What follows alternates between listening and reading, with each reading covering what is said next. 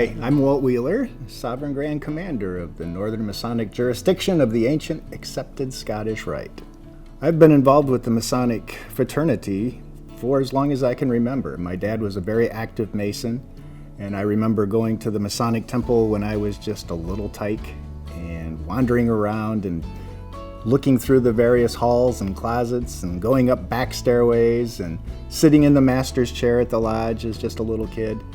I don't remember not being part of the Masonic fraternity or hanging out in Masonic temples. It's just part of who I am and have been.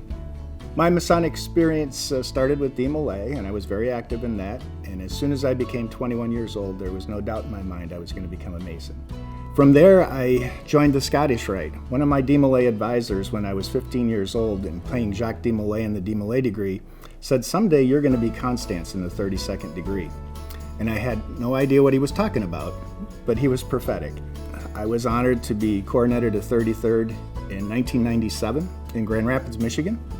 I still remember when I got the call the year before saying that you had been nominated, and I hung up the phone and I told my wife, "I'm going to get the 33rd degree." And she said, "Cool, where do we get to go?" And I said, "Downtown." So that was a big, exciting trip. Vicki and I have been married for 47 years.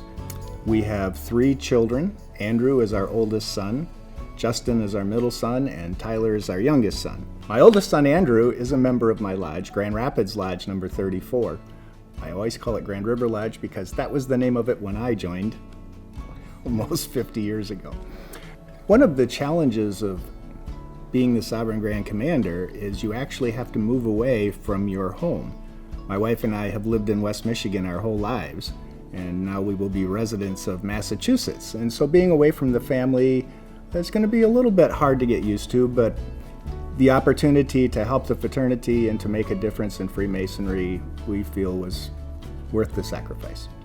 I have said many times that I believe that Scottish Rite is one of the best hopes for Freemasonry, for the future of the fraternity.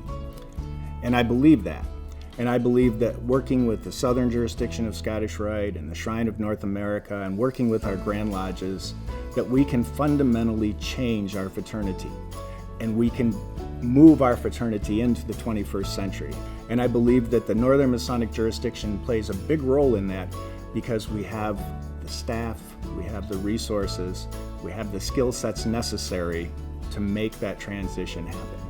And I believe that we're one of the few organizations that do, and so we have to take the lead in that pursuit. I believe that if we're going to be successful, the Scottish Rite has to become more member-focused. And when I say member-focused, I mean everything that we do has to, in some way, benefit our members. We have to look at everything through the lens of how does this help our members? How does this help Scottish Rite? Instead of looking at what's best for us, we need to look at what's best for them. I believe that we will become the fraternity that every Freemason wants to belong to, and once they do join, they're never going to want to give up their membership because they know we care about them. We've started innovative programs like Not Just a Man a Mason and BeAFreemason.org to help our Grand Lodges and to help Freemasonry grow and prosper, which in turn will help us grow and prosper.